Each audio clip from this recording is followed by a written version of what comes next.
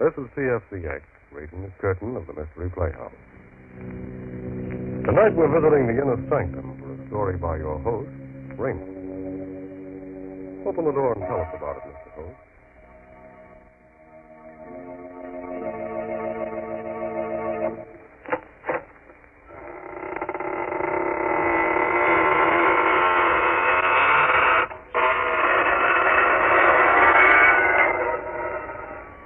Good evening, gentle friends of the inner sanctum. Welcome through the creaking door for another soothing half hour of sweetness and light. Oh, I've learned a new trick. Would one of you like to step up here and be sawed in half? What? No volunteer? Well, maybe you're right. The first part, the sawing in half, that's easy. But the second part, the putting together again, I'm still not very good at that.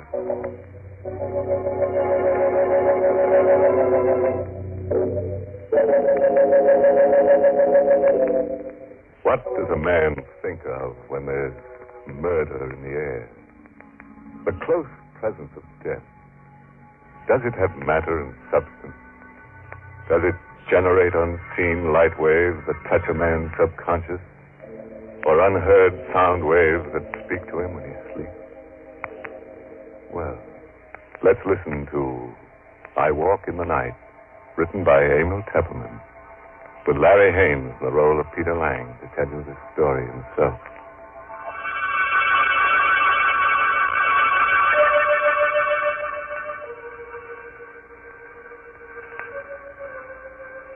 I don't know if it was the ringing of the doorbell that awoke me. Dragged me back to consciousness out of a deep, heavy sleep.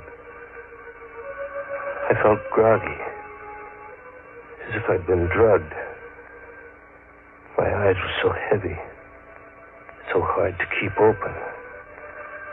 That infernal ringing. I stumbled out into the hall.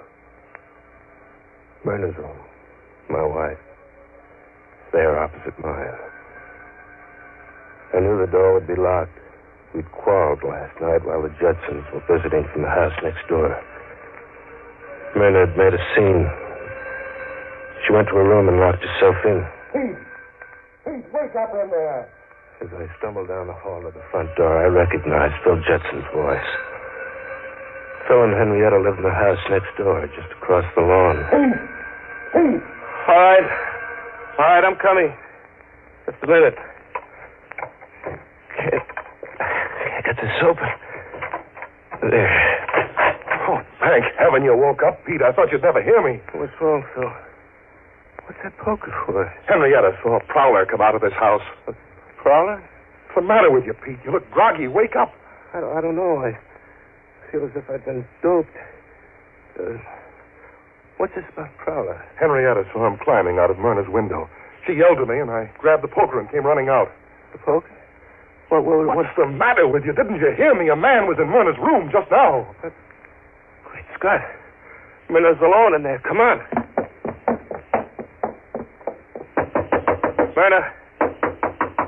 Myrna, you all right? Open the door. She doesn't answer. Phil, are you sure the prowler came out of this room? Yes, they ran around the house and got away. Look, Pete, have you got a key to this door? Oh, it's bolted on the inside. We've got to break it down. Come on, put your shoulder to it. Once more now. Where's the light switch? Oh, here, I've got it. Better not come in, Pete. No, let me in. I've got to see.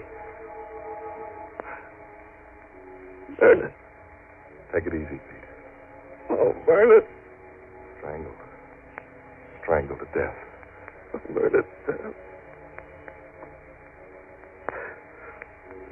What are the black and blue marks on her throat? This chain on her neck. Broken. What was her locket? The one I gave her last Christmas. Killer must have taken it with him. And see here, her fingernails. There's bits of skin under them. She must have struggled and scratched the killer's face or hands. Why, Phil? Why should anyone want to kill her?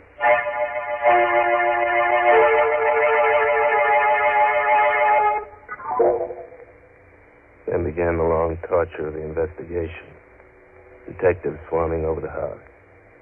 Men in derby hats examining the body of my wife, measuring the room, searching for fingerprints. And finally, more men who came and carried her away forever.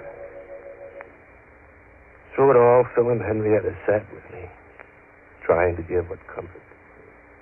Oh, Peter, dear, please talk to us. I can't stand seeing you sit there with your head in your hands. It won't bring Myrna back to life. Henrietta's right, Pete. You've got to get a hold of yourself. I know, but I can't stop thinking about it. Those marks on her throat, the torn chain, the locket gone. Look here, Pete. There's something we have to talk about. Now, get that dazed look off your face and listen to me for a minute. Yes, Phil. There's a police inspector in Myrna's room right now. O'Brien is his name. He'll be coming in soon to question you. Now, you'd better not tell him about the quarrel you had with Myrna last night. I don't get you. It would look bad for you. For me? Oh, what do you mean? Phil, you don't think that I... Suddenly I caught my breath. My right hand in my bathrobe pocket had touched something cold. Phil and Henrietta both stared at me. Peter, what's wrong? Phil, look what I found in my pocket. What is it? Look. A locket. It's Myrna's locket. The one that was torn from her throat. Phil, how could this get in my pocket? Here, give me that, quick. But, Phil... Give it to me. There's it. Myrna's locket, all right. You recognize it, Henrietta? Yes. What are you going to do with it, Phil? Get rid of it, quick. Out this open window. Now, if the police find it out there, they'll think the killer dropped it. Phil, it was in my pocket. What are you looking at, Phil? Your hand, Pete. What? Your left hand. I looked down at my left hand. There on my wrist were 3 long gashes where the skin had been scraped. As if by the fingernails of a woman fighting for her life. Phil, do you think I could have killed her? Nonsense. I don't believe it. You could never do a thing like that, Pete. Couldn't I?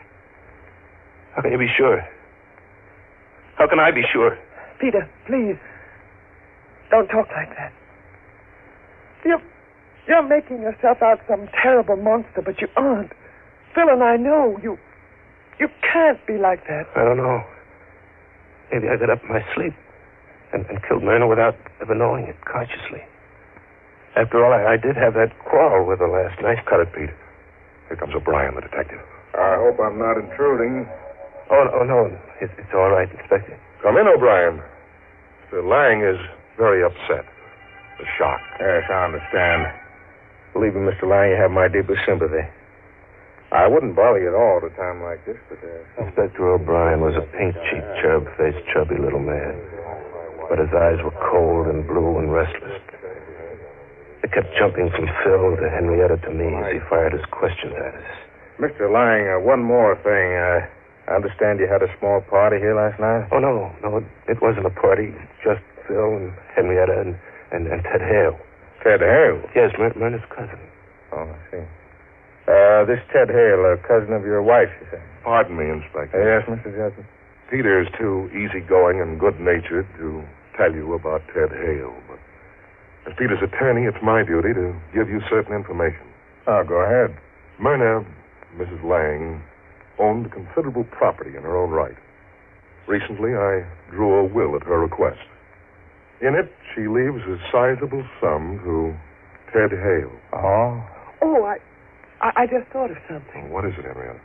Well, Peter was so groggy when he woke up.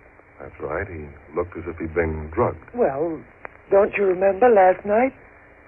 Ted Hale went in the kitchen to mix the last round of drinks. Oh, Henrietta, that's ridiculous. On the contrary, it's quite important. Now, tell me, this Ted Hale, what does he do for a living?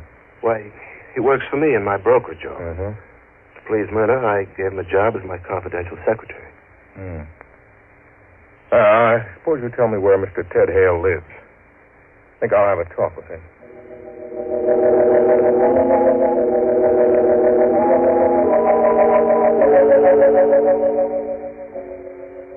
Now, all you have to do, Pete, is sit tight. Let O'Brien follow up his lead. Phil, I can't let him arrest Ted Hale. He didn't kill Myrna. I did. I must have. The locket. He scratches. It's not fair to Ted. As your attorney, I won't let you strap yourself in the electric chair. You go back to your room and get some sleep. Henrietta, do you mind going back to our house by yourself? Of course not. I'm going to sleep right here in the living room on this couch, in case Peter needs me tonight.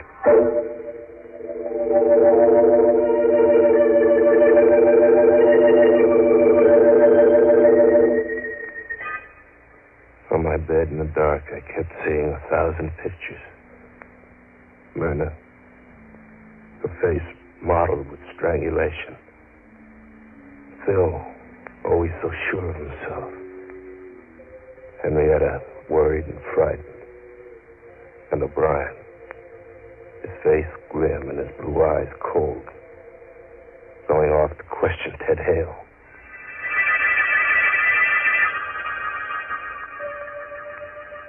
I must have been close to dozing off when I heard the doorbell faintly, as if in a dream. I tossed about in bed for a moment or two. And then I heard the voices in the living room. Phil's, cold and harsh. And someone else's, loud and angry and frightened. I got out of bed and opened the door. I went down the hall to the living room. I had to know who was in there arguing with Phil. It was Ted Hale. Ted, what are you doing here? Phil phoned me. He told me about Myrna. I called him up, told him O'Brien would be coming for him. I suggested he come over here and talk it over with me. Pete, don't let them arrest me. You gotta help me. Me? Help you? You know I didn't kill Myrna. Well, I'm not sure. Pete, what? I was here last night, you know, when you had that fight with Myrna. What do you mean? If I'm arrested, I'll tell the police about that quarrel. Phil says I had a motive, but what about you, Pete? You were always quarreling with Myrna. Now, look here, Ted, if you're threatening me... I only want you to help me, Pete. Don't let them arrest me. Hide me. Hide me out till this blows over or till they get the real killer. I think Ted is right, Pete. We should help him. But where? I'll handle it. You have a dark room fixed up in the cellar, haven't you? Yes.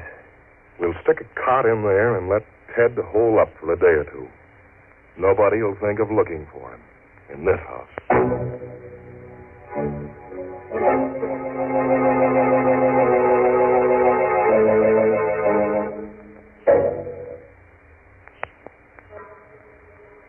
Now listen to me carefully, Peter.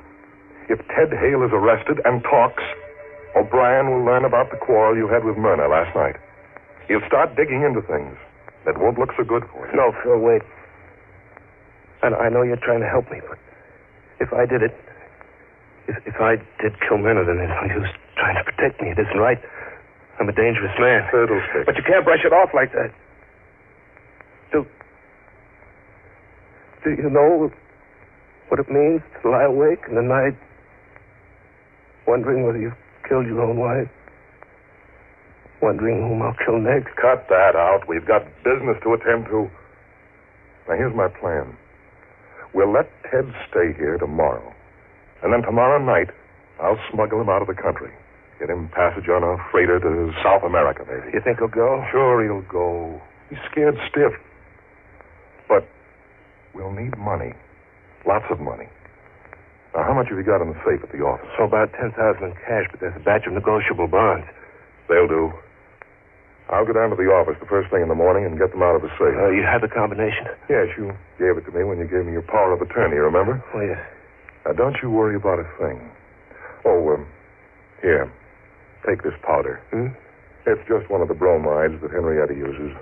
It'll help you get to sleep. By tomorrow morning, everything will be fixed up. Fine.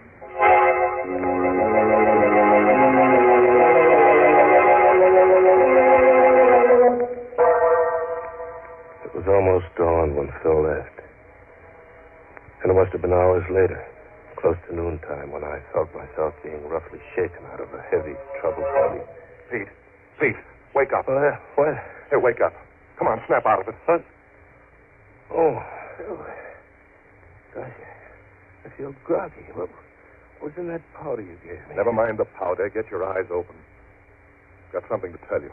So what's wrong? What happened? Listen to me carefully, Pete.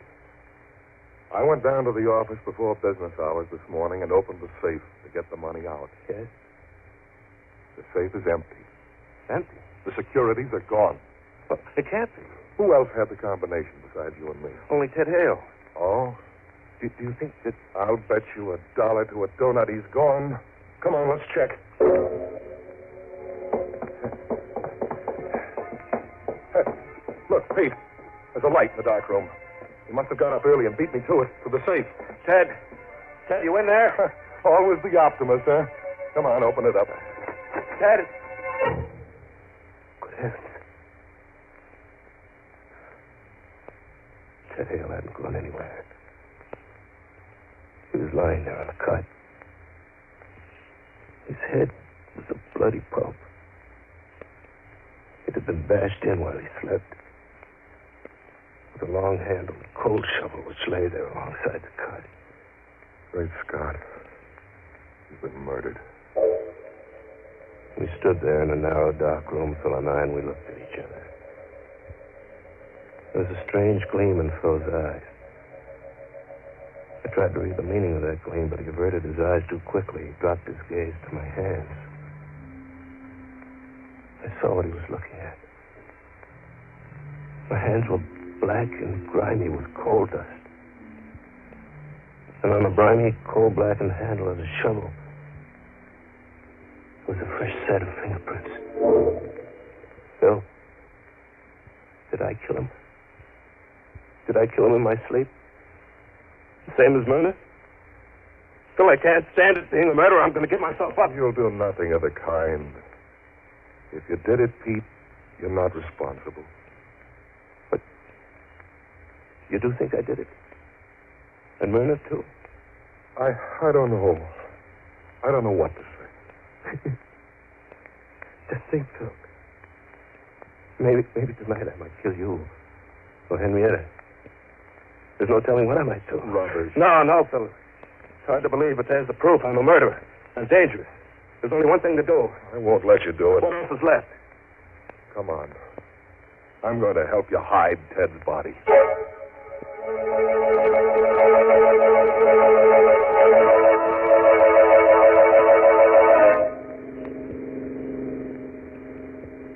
How much further, Phil? Oh, there it is. There's the bridge up ahead.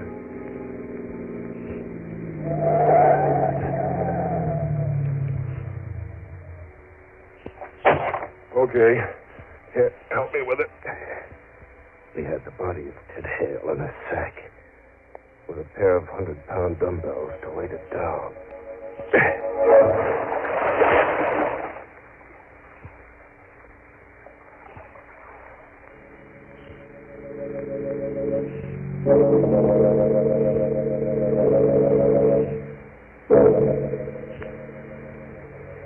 Myrna's funeral took place the next morning, and I had to endure the condolences of friends and business associates.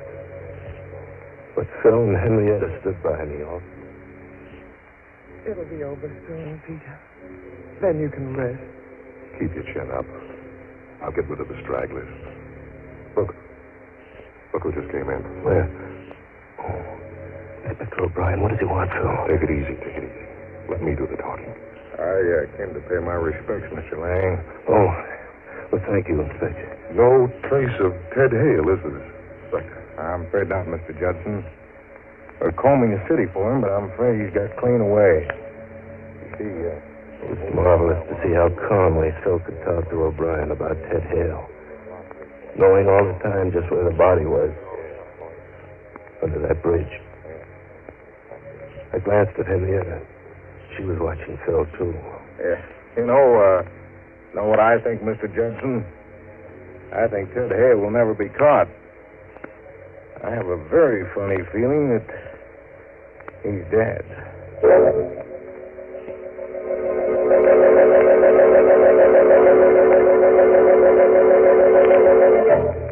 Later that afternoon, I took a taxi cab and went down to police headquarters and asked to see Inspector O'Brien. Well, glad to see you, Mr. Lang. You're looking a little better this afternoon. I feel better, Inspector. I feel better because I've come to an important decision. Oh, yeah? Inspector, I've decided to tell you something that'll startle you. That's pretty hard to startle an old hand in my business. Go ahead, I'm listening. All right. Inspector, Ted Hale didn't kill Myrna. I killed her. That is, I think I killed her. You think you killed her. Don't you know? It sounds crazy, doesn't it? But I assure you I'm perfectly safe. Just a second now. You either killed her or you didn't kill her. If you kill somebody, you know it. No, not in this case, Inspector. You see, I think I did it in my sleep. Both times. Myrna and Ted Hale, too. Hold on now. I'll get someone to take notes. I suppose you start from the beginning. Told him the whole story. A fellow had awakened me. And we found Myrna strangled. The groggy drug feeling I'd had. And Ted Hale had tried to blackmail me. And our fellow had awakened me once more, and we'd gone down to the cellar. We found Ted with his head bashed in. I talked for a solid. I'm glad you came to see me, Mr. Lang. Glad you've told me all this. You must have had a hard time reaching a decision to come here. Yes. It was hard, Inspector. Phil wanted me to go away. It would have been so easy to go away and let him take care of things. But I'd never be able to sleep for fear I'd kill someone else. Well, you needn't worry, Mr. Lang. There won't be any more killings. Not if I'm safely in jail. You're not going to jail. We're going home. What? In those notes the stenographer has taken, Mr. Lang, I've almost enough material to convict the real murderer. I need just one more thing. Now, you go home and wait. Don't worry. You mean I didn't kill Myrna and Ted? Now, you just go along home and take it easy.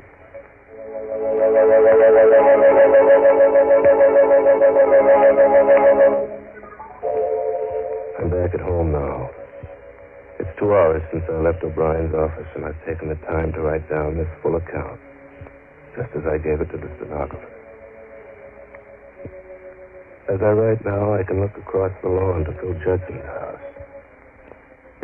5 minutes ago, I saw Inspector O'Brien and 2 detectives go in there. The front door is opening now. I can see them coming out. O'Brien first, then the 2 detectives, with Phil between them. They've got handcuffs on Phil. And here comes Henrietta. She's running across the lawn, coming here. Peter. Coming, Henrietta. Peter, they've taken Phil away. Yes, I saw it all from the window. Oh, darling. Everything went right. Exactly as we planned. Oh, baby. Hold me tight, Peter. Tight. We can be together now.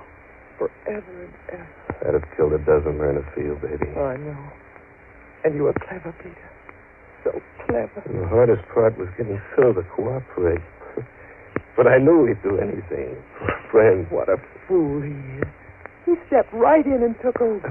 You should have seen O'Brien when I told him the story. I could tell exactly what he was thinking. Here's a poor innocent sap whose best friend is framing him, giving him drugs, and then making him think he commits murder. We know.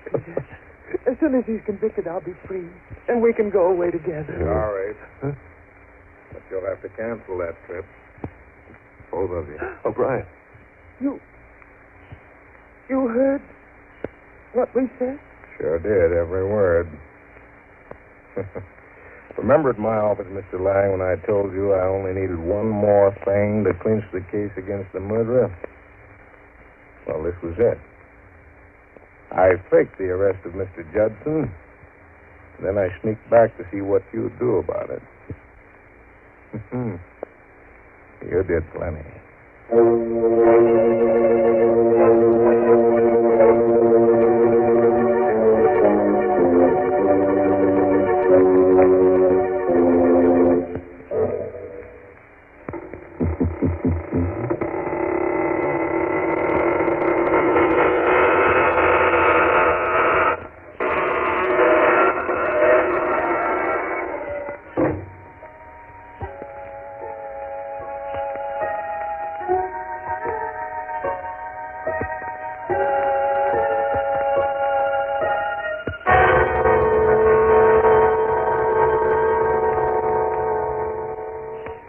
And with that familiar sound, we ring down the curtain of Inner Sanctum's I Walk in the Night, tonight's Mystery Playhouse presentation.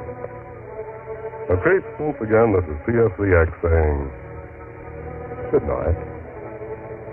Sleep tight. This is the Armed Forces Radio Service.